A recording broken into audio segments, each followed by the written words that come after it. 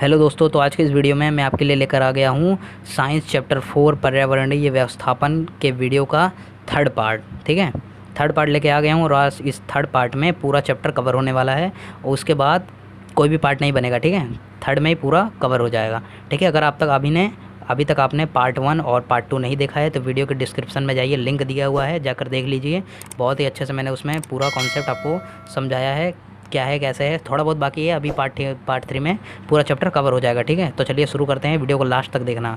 ठीक है, तो चलिए जो हमारा चैप्टर 5 था आज हम यहाँ से स्टार्ट करेंगे। इसके जो पहले का है वो हम सब पार्ट 1 और पार्ट 2 में कवर कर चुके हैं। ठीक है, और थोड़ा अगर बहुत कुछ बच गया होगा तो आप मुझे कमेंट बॉक्स में बता देना, मैं उसे भी आपको क्या है आंसर दे दूंगा कमेंट बॉक्स में। थोड़ा बहुत बचा हो, वैसे कुछ भी बचा नहीं है, सब बचा पढ़ा दिया है मैंने। ठीक है, तो चलिए यहाँ पढ़ेंगे। आप किसके बारे में पढ़ेंगे? जादव मोलाई के बारे में। ठीक है, इन्होंने बहुत ही बड़ा कार्य किया है। इनके बारे में अभी हम थोड़ा इस पैराग्राफ में पढ़ेंगे और इससे संबंधित आपको बोर्ड एग्ज़ाम में क्वेश्चन पूछे जा सकते हैं। ठीक है, तो इसको पहले पूरा पढ़ते हैं एक बार। ठीक है, मैं आपको पहले शॉर्ट में बताऊंगा उसके बारे में बाद में। ठीक है, एक छोटे इंसान की बड़ी बात। ठीक है, आसाम राज्य के जादव मोलाई पायांग यह एक कर्तव्यदक्ष मनुष्य हैं। 1963 में जन्मे ऐसा लिखना चाहिए था यहाँ पे। ठीक है, जन्मे मोलाई जाधव उम्र के 16वें वर्ष से ही जंगल कामगार के रूप में काम कर रहे थे। ठीक है, आसाम राज्य में यादव जो मोलाई थे उनका क्या है जन्म हुआ था और वे कर्तव्यदक्ष मनुष्य थे, यानी अपने काम का हमेशा सही ढंग से पालन किया करते थे, उचित समय पर करते थे, सही समय पे किया करते थे। ठीक है, 1963 में क्या हुआ था, इनका जन्म हुआ था और वे 16 साल के थे तभी से ही क्या करते थे, जंगल कामगार सेना में क्या करने लगे, सेना कहूँगा मैं तो। ठीक है, वो भी एक सेना प्रकार के ही होते हैं। ठीक है, तो वहाँ पर क्या करने लगे, वे कार्य करने लगे। ठीक है, जब 16 साल के थे तब से ही वे कार्य करने लगे। गांव के पास से बहने वाली ब्रह्मपुत्र नदी में भयंकर बाढ़ आने से वहाँ के असंख्य सांपों की मृत्यु हुई। गांव की जो ब्रह्मपुत्र नदी थी उसमें क्या हुआ, बाढ़ आ गया और वहाँ पे बहुत सारे सांप जो थे उनकी क्या हुई, मर गए, बहुत सारे सांपों की मृत्यु हो गई। इस पर उपाय योजना के रूप से वहाँ के सामाजिक वनीकरण विभाग ने प्रथम बांस के केवल 20 पौधे लगाए। और वहाँ पे उपाय के लिए क्या हुआ, जो विभाग थे वहाँ के वन विभागकरण, उन्होंने क्या किया, सिर्फ बांस के 20 पौधे ही वहाँ लगाए। इसकी देखभाल के लिए क्या किया गया, मोलाई और अन्य मज़दूरों को वहाँ काम पर रखा गया। जब लेकिन बाद में क्या हुआ, यह योजना बंद कर दी गई, फिर भी मोलाई क्या करते थे, वहाँ पेड़ लगाने जाते थे और अपना कार्य प्रारंभ रखते थे। ठीक है, जारी रखते थे। पेड़ लगाना व उसकी देखभाल करना, यह कार्य निरंतर रखने का परिणाम यह हुआ जिस परिसर में एक भी वृक्ष नहीं था, आज उस स्थान पर इस मनुष्य ने करीब 360 एकड़ में जंगल तैयार कर दिया। ठीक है, अब ये जो हमेशा पेड़ लगाया करते थे जादव मोलाई, ठीक है, जब काम ख़त्म हो गया फिर भी क्या करते थे, पेड़ लगाने जाया करते थे। इनको क्या करना था, वहाँ पे पेड़ लगाना था। ठीक है, ये वहाँ पर क्या करना चाहते थे, जंगल को फिर से हरा भरा करना चाहते थे। बाढ़ के कारण जो भी विभिन्न नुकसान हुआ था उसको क्या करना था, उसकी पूर्ति करनी थी इन्होंने अपने मन में, यानी देखिए एक छोटे से आदमी ने ये 360 एकड़ में जंगल तैयार कर दिया। कितना, 360 एकड़ कुछ होता है। और हम क्या करते हैं, हम पेड़ को काटते हैं। ठीक है, हमें इनसे कुछ सीखना चाहिए। ठीक है, हमें इनसे कुछ सीखना चाहिए कि इन्होंने देखिए एक अकेले मनुष्य ने क्या किया, 360 एकड़ में जंगल तैयार कर दिया और हम क्या करते हैं, एक भी पेड़ नहीं लगा पाते, उल्टा पेड़ की कटाई करते हैं। ठीक है, तो हमें क्या करना चाहिए, पेड़ को काटना नहीं चाहिए, पेड़ को हमेशा बचाना चाहिए। ठीक है, आज आसाम के जोरहा के कोकिलामुख में यह जंगल मोलाई के 30 वर्षों की कथक परिश्रम से निर्माण हुआ है।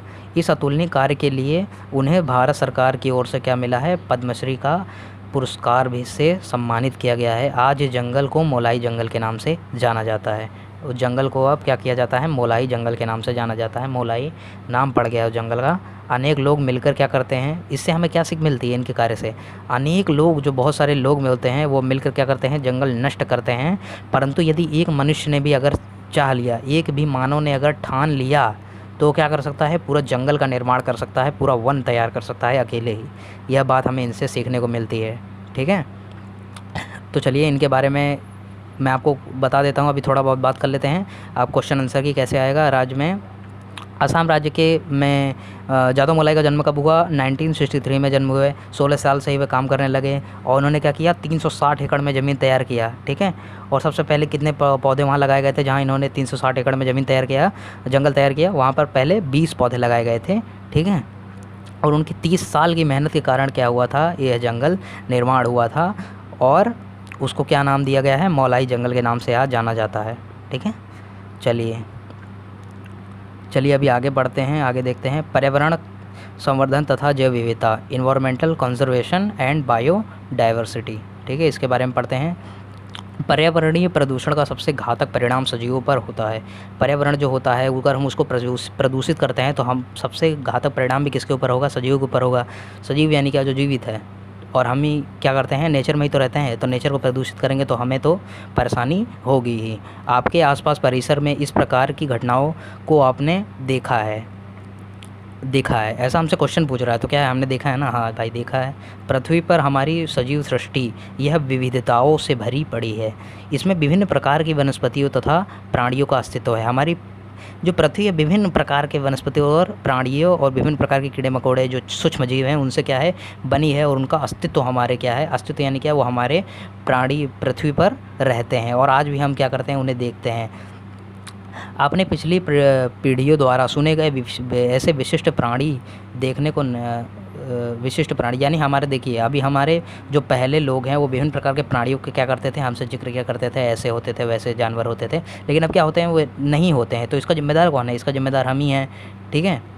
क्योंकि हमने क्या किया है? पर्यावरण को प्रदूषित कर दिया है, विभिन्न प्रकार के जानवरों का शिकार करने लगे हैं। तो क्या होता है? इससे उनकी प्रजाति धीरे धीरे क्या होती जा रही है? नष्ट होती जा रही है, बर्बाद होती जा रही है, ठीक है। प्रकृति में पाए जाने वाले एक ही जाति के सजीव में व्यक्तिगत तथा आनुवंशिक भेद, सजीवों की जातियों के विभिन्न प्रकार तथा विविध प्रकारों की परिसंस्थाएं, इन सभी के कारण उस स्थान पर प्रकृति को जो सजीव सृष्टि की समृद्धि प्राप्त होती है उसे क्या कहते हैं? जैव विविधता। जैव विविधता यानी क्या? देखिए अभी जैसे एक ही प्रकार का बंदर है, अब बंदर की क्या होती है? बहुत सारी प्रजातियाँ होती हैं, ठीक है। शेर है, बहुत सारे अलग अलग होते हैं, ठीक है। तो उसे क्या कहते हैं? जैव विविधता। जैव विविधता यानी क्या? एक ही सजीव में जो विभिन्न प्रकार की विशेषता है, उनका आनुवंशिक भेद, उनकी जो जातियों में परिसंस्थाएं में विभिन्नता होती है उसे क्या कहते हैं? जैव विविधता, ठीक है। जैव विविधता यह 3 स्तरों पर दिखाई देता है। पहला आनुवंशिकता कौन कौन सा होता है? आनुवंशिक विविधता यानी क्या? Genetic diversity. और प्रजातिकी विविधता, परिसंस्था की विविधता। ये सब के आधार पर हम क्या कर सकते हैं? जैव विविधता का अनुमान लगा सकते हैं कि प्राणी में कौन कौन से विभिन्न प्रकार की विशेषताएं हैं और वे कितने अलग हैं, ठीक है। आनुवंशिक विविधता पहले पढ़ते हैं। जेनेटिक डाइवर्सिटी, एक ही जाति के सजीवों में पाई जाने वाली विविधता को आनुवंशिक विविधता कहते हैं, ठीक है। आनुवंशिक विविधता यानी क्या? देखिए जैसे अभी आप हैं और आपके माता पिता के कुछ लक्षण आपसे मिलते हैं, उनकी आँख मिलती है, नाक मिलती है, तो इसे क्या कहते हैं? इसे ही आनुवंशिक कहते हैं। और आनुवंशिक विविधता यानी क्या? एक ही जाति के सजीवों में पाए जाने वाली विविधता को आनुवंशिक विविधता कहते हैं। जैसे बिल्ली है, बिल्ली की कई प्रजाति है, कोई काली है, कोई पीली है, कोई नीली है, ठीक है। तो इसे क्या कहते हैं? इसे आनुवंशिक विविधता कहते हैं। प्रत्येक उदाहरण के लिए प्रत्येक मनुष्य दूसरे की अपेक्षा थोड़ा भिन्न होता है। अब देखिए आप कोई देख लीजिए और आपके दोस्त को देख लिए तो वो आपसे थोड़ा भिन्न होगा, तो इसे क्या कहते हैं? आनुवंशिक विविधता कहते हैं, ठीक है। पुनरुत्पादन प्रक्रिया में सहभागी होने वाले सजीवों में ये आनुवंशिक विविधता कम हुई तो धीरे धीरे उस जाति के नष्ट होने का खतरा बना रह सकता है, ठीक है। चलिए आगे देखते हैं। बहुत ही आसान है, आपको जल्दी जल्दी समझ जाएगा, कुछ ज़्यादा कुछ बताने लायक है ही नहीं। प्रजातिकी विविधता, स्पेसीज डाइवर्सिटी, एक ही प्रदेश में एक ही प्रजाति के प्राणियों में अथवा वनस्पतियों में भी विविधता दिखाई देती है, उसे ही क्या कहते हैं? प्राणियों की विशेष विविधता कहते हैं। प्रजाति विविधता में वनस्पति, प्राणी तथा सूक्ष्म जीव इसके विविध प्रकारों का समावेश होता है, ठीक है। परिसंस्था की विविधता, इकोसिस्टम डाइवर्सिटी, प्रत्येक प्रदेश में अनेक परिसंस्थाओं का समावेश होता है। प्रत्येक प्रदेश जो होते हैं उसमें अनेक परिसंस्थाओं का क्या होता है? समावेश होता है। किसी प्रदेश के प्राणी तथा वनस्पति, उसका अधिवास तथा पर्यावरण में अंतर, इनके संबंधों को क्या कहते हैं? परिसंस्था। इनके अंतर संबंधों से क्या होता है? परिसंस्था का निर्माण होता है। देखिए हमने पढ़ा था, अभी आगे पढ़ा था, क्या हो रहा था? परिसंस्था किसे कहते हैं? जो सजीवों के अंतर संबंधों की प्रक्रिया होती है उसे क्या कहते हैं, परिसंस्था कहते हैं। जैसे एक दूसरे के ऊपर निर्भर होता है, जैसे मान लीजिए अब टिड्डे के ऊपर कौन है, मेढक निर्भर है, मेढक के ऊपर कौन है, सांप निर्भर है, सांप के ऊपर में बाज निर्भर है। इसे क्या कहेंगे, इसे परिसंस्था कहेंगे। ठीक है। प्रत्येक परिसंस्था के प्राणी, वनस्पति, सूक्ष्मजीव और अजैविक घटक भिन्न भिन्न होते हैं, अर्थात प्राकृतिक तथा मानव निर्मित। इस प्रकार की भी दो स्वतंत्र परिसंस्थाएं होती है। ठीक है। कुछ बताने लायक है नहीं, एकदम इजी है, आपको पढ़ के ही समझ में आ जाना चाहिए। ये तो बस एकदम मैं आपको शॉर्ट में बस रिवीजन करवाने के लिए बता रहा हूँ। ठीक है। चलिए सबसे पहले अब यहाँ ये जो इम्पोर्टेंस है वो पढ़ते हैं। देवराई, सैक्रेड ग्रो, ये आपसे पूछा जा सकता है पेपर में, बोर्ड के पेपर में। ठीक है, डायरेक्टली पूछा जा सकता है ये। ईश्वर के नाम पर आरक्षित एवं पवित्र माने जाने वाले वनों को क्या कहते हैं, देवराई कहते हैं। ईश्वर के नाम पर जो देखिए, अब बहुत से जंगल देखिए काटे जा रहे थे, लेकिन अब तो कुछ लोगों ने क्या किया, जो जंगल थे उन्हें अपने ईश्वर का स्थान बताकर उसे संरक्षित किया और कहा कि यहाँ ईश्वर का वास होता है, ताकि वह वन ना काटे जा सकें। ठीक है, इसके पीछे ये साइंस है। ठीक है। परंपरा से चले आ रहे जंगल सरकार के वन विभाग द्वारा समाज द्वारा संभाले गए अभयारण्य ही है।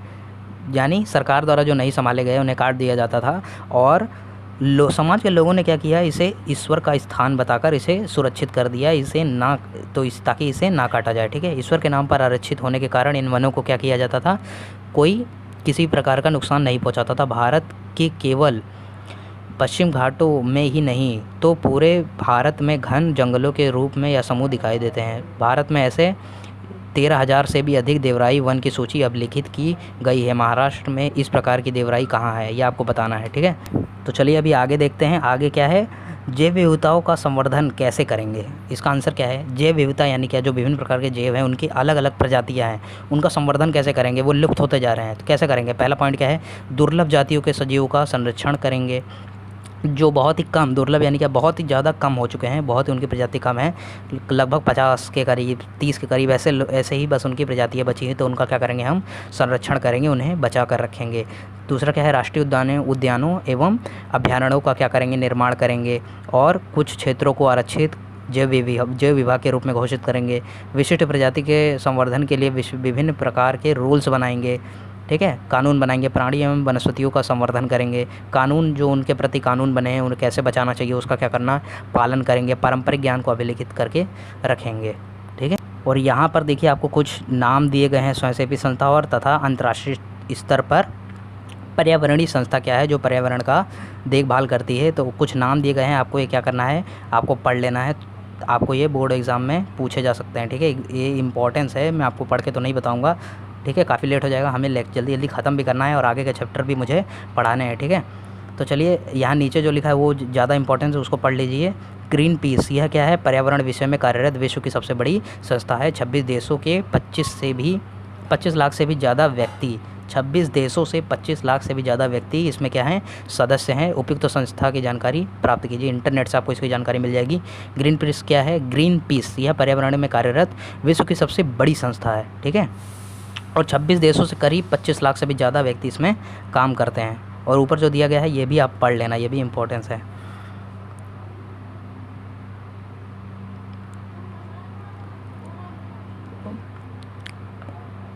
और ये देखिए यहाँ पे ये जो नीला वाला बॉक्स दिया गया है, पर्यावरण में मेरी भूमिका। पर्यावरण में हमें अपनी क्या भूमिका स्पष्ट करनी चाहिए, पर्यावरण जिससे बचा रहे और उसे संभाला जा सके। तो पहला क्या करेंगे, हम संभालेंगे, नियंत्रण रखेंगे, निर्मिति, और यहाँ पे कितने प्रकार दिए गए हैं देखिए, नियंत्रण, निर्मिति, प्रचार, प्रतिबंध और रक्षक। ठीक है, तो रक्षक में क्या आएगा, जो बाकी है उसका संरक्षण करेंगे, हानि हुए घटकों की हानि न होने देने की उपाय योजना करेंगे, अभी तक जहाँ हानि हुई है उनका रक्षण करेंगे, उन्हें बचाएंगे। ठीक है, अज्ञात क्षेत्रों का संरक्षण करेंगे। प्रतिबंध, संबंधित खतरों को रोकना, जो खतरे हैं उन पर प्रतिबंध लगाएंगे। नए कृषि कार्यक्रम का नियोजन करना। अनैतिक एवं घातक भूमिका, इस पर क्या करेंगे, प्रतिबंध लगाएंगे। ठीक है, प्रसार प्रचार, शिक्षा, मार्गदर्शन, जनजागृति, अनुकरण, इस पर किसके लिए करेंगे ये सब, शिक्षा, मार्गदर्शन, जनजागृति, अनुकरण, संगठन और प्रत्यक्ष सहभाग, किसके लिए करेंगे ये सब, पर्यावरण में क्या करेंगे, पर्यावरण के लिए क्या है, ये हमारी भूमिका है। पर्यावरण के प्रति हमें क्या करना है, शिक्षा देना है, मार्गदर्शन करना है, जागृति करना है, ठीक है। निर्मित क्या करेंगे, पर्यावरण में हुए घटकों को पुनरुज्जीवित करना। पर्यावरण के जो घटक हानि हो गए हैं, उनको नुकसान हो गया है, उन्हें क्या करेंगे, फिर से पुनरुज्जीवित करेंगे, ठीक है। नवनिर्माण के लिए प्रयास करेंगे। नियंत्रण किस पे करेंगे, हानि को रोकेंगे, पर्यावरण की हानि से क्या करेंगे, रोकेंगे। पर्यावरण में होने वाली कृति को रोकेंगे। पर्यावरण की मानसिकता बदलना, पर्यावरण के प्रति जो हमारी मानसिकता है, विभिन्न प्रकार के प्रदूषण फैलाते हैं, उसको हम क्या करेंगे, उस पर नियंत्रण करेंगे, उसे बदलेंगे, ठीक है। तो आपको ये सब क्या करना है, याद करना है। चलिए अभी आगे देखते हैं जैव विविधताओं के संवेदनशील क्षेत्र, ठीक है। जैव विविधताओं के संवेदनशील क्षेत्र जो क्या है, हमारे देश में कितने हैं, पूरी दुनिया में कितने हैं, उसके बारे में क्या है, जानकारी दी गई है। बस थोड़ा बहुत पढ़ेंगे और हमारा चैप्टर ख़त्म हो जाएगा, ठीक है। बस ज़्यादा देर नहीं लगेगा। अभी विश्व में जैव विविधताओं के संवेदनशील ऐसे 34 स्थानों को अभिलेखित किया गया है। इन क्षेत्रों द्वारा एक समय पृथ्वी पर 15.7% इतना भाग व्याप्त किया गया था। आज करीब 86% संवेदनशील क्षेत्र पहले ही नष्ट हो चुके हैं। फिलहाल केवल पहले कितना था, 15.7% क्या था, संवेदनशील क्षेत्र था। अभी कितना है, 2.3% पृथ्वी पर क्या हुआ है, संवेदनशील क्षेत्र की अखंड अवशेष बाकी है। इसमें करीब कितना है, 1,50,000 यानी क्या, 1.5 लाख वनस्पतियों की प्रजातियाँ समाविष्ट है, जो कुल वैश्विक यानी पूरे दुनिया में केवल 50% ही है, ठीक है।